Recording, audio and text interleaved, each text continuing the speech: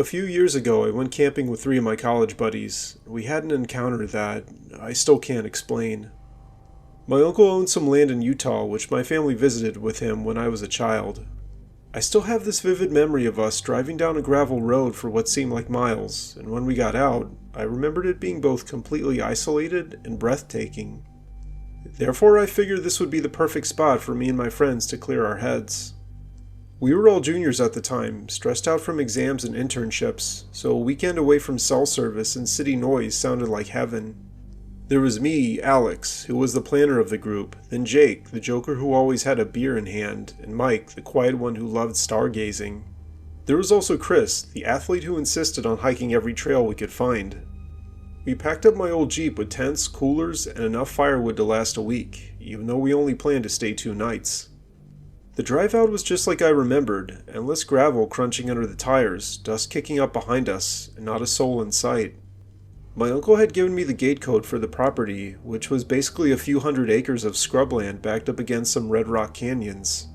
There were no neighbors for miles, and no roads except the one we came in on. We arrived around dusk, set up camp near a dry creek bed, and cracked open some beers around the fire. The stars were unreal that first night, like someone had punched holes in the sky. We talked about everything and nothing, girls, future jobs, and dumb college stories. It was honestly perfect. But around midnight, things started to get weird. Jake had to take a leak and wandered off into the bushes. He was gone maybe 5 minutes when we heard him yelling. Not scared yelling, more like annoyed. "Guys, there's some creep out here watching me." We laughed it off at first, figuring he had to be messing with us, but then he came stumbling back into the firelight, his face pale. No, seriously, I saw eyes reflecting back at me from the rocks. They were like human eyes. But I heard this low moaning, like someone was in pain. We grabbed flashlights and went to check it out, half expecting a coyote or maybe a lost hiker. But there was literally nothing, just the wind whistling through the canyons and that vast emptiness. Mike suggested it was an animal with mange or something, making it look weird in the dark. We shrugged it off and went to bed, zipping up our tents tight against the chill.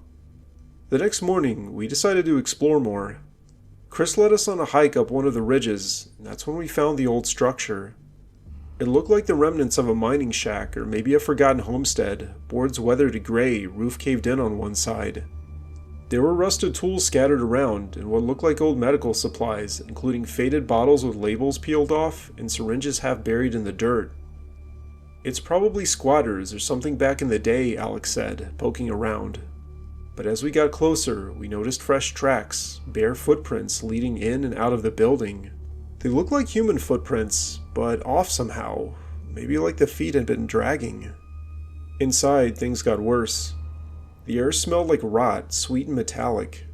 There were stains on the floor that looked suspiciously like old blood, and in one corner, a pile of rags that turned out to be torn clothes.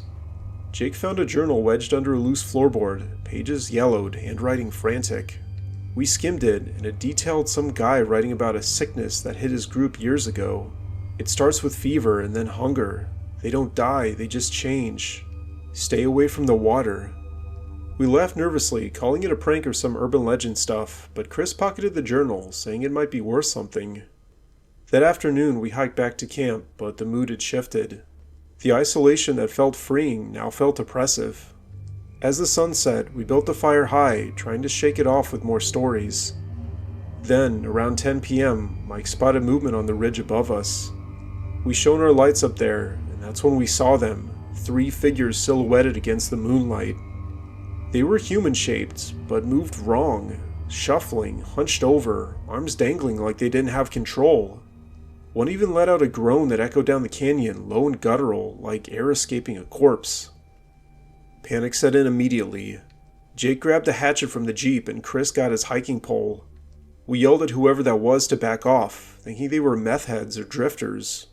But as they got closer, stumbling down the slope, we saw their faces in the firelight. Their skin was gray and sagging, eyes milky white, mouths hanging open with strings of drool. One even had chunks missing from its arm, like it had been chewed on. They didn't respond to our shouts. Instead, they just kept coming, slow but relentless. Without saying a word, we all agreed to bolt for the Jeep. Mike tripped on a rock and one of them lunged at him, teeth snapping inches from his leg. Alex swung a branch and cracked it across the thing's head, but it barely flinched. It just staggered and kept groping forward. We piled into the vehicle, hearts pounding, and I floored it down the gravel road. In the rearview mirror, I saw them following, not running, but not stopping either. We didn't slow down until we hit the highway, which was several miles away. We decided to report what we saw to the local sheriff the next day, but he brushed it off as wild animals or our imaginations fueled by too much beer. He said there had been reports of contaminated groundwater in remote areas, old mining runoff causing hallucinations or sickness in wildlife. But we knew what we saw. Chris still had that journal. We read it fully later. It described experiments from the 70s. There were apparently some off-the-books government testing that involved bioweapons in the desert. Volunteers also volunteered, but never came back right. Years passed and we drifted apart, each person dealing with the trauma in their own way. Jake drinks too much now and Mike won't go outside after dark. Alex moved across the country, and me? I thought I was fine until last month. I woke up with a fever that wouldn't break, and this gnawing hunger in my gut that food doesn't touch. I keep dreaming of those figures, shuffling closer, and sometimes when I'm alone, I catch myself moaning gently, like an echo from that night. The doctors say it's nothing, just stress, but I know better. Whatever was out there in Utah, it followed me home.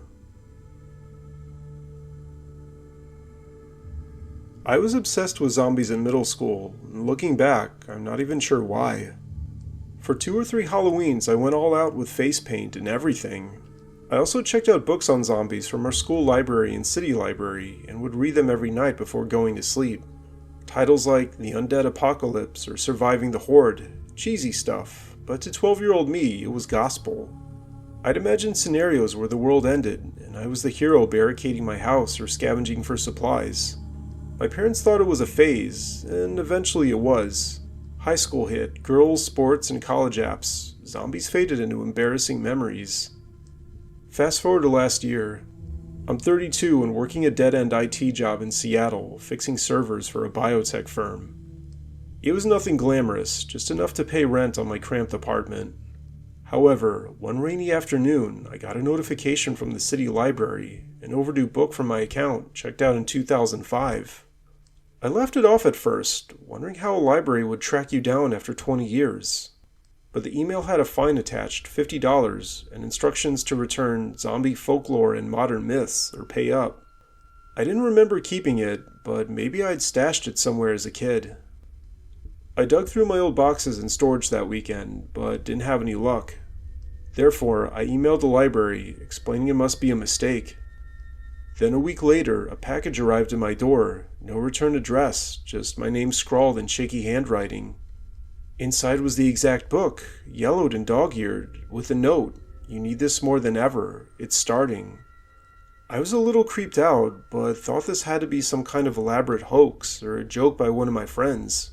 I flipped through the book, and that's when I noticed the additions, handwritten margins crammed with notes.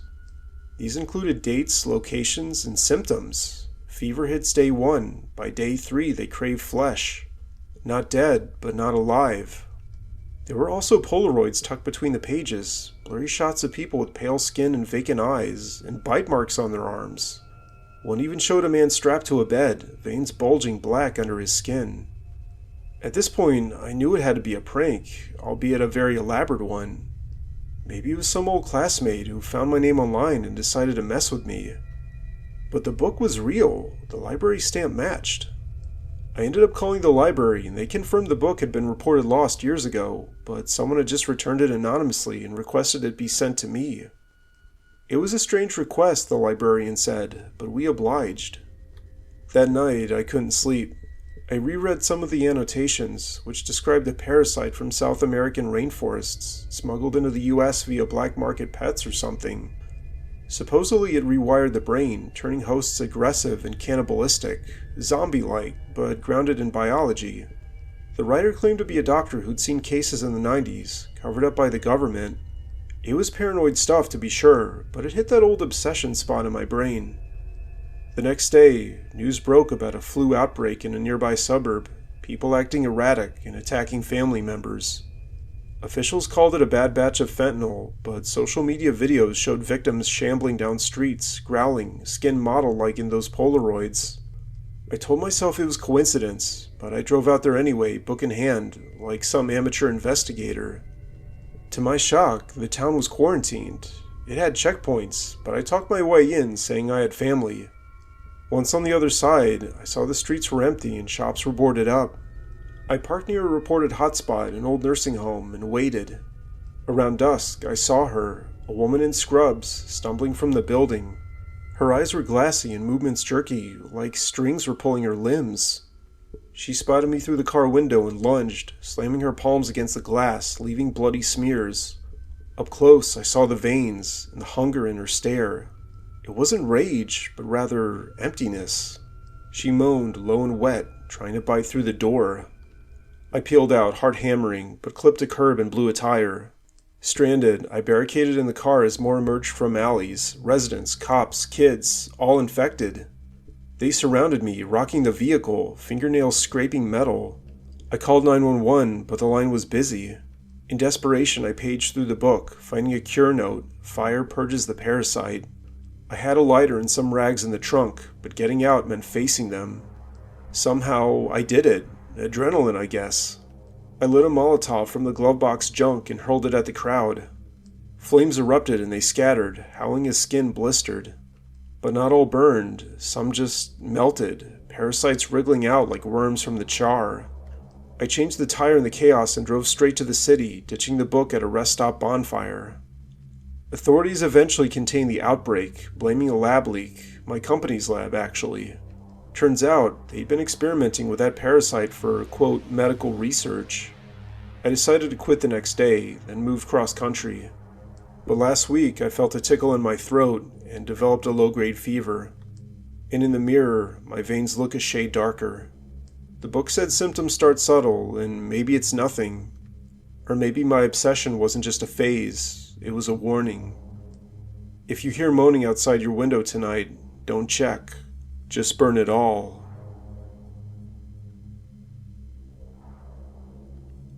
Life started to sink in my junior year in college.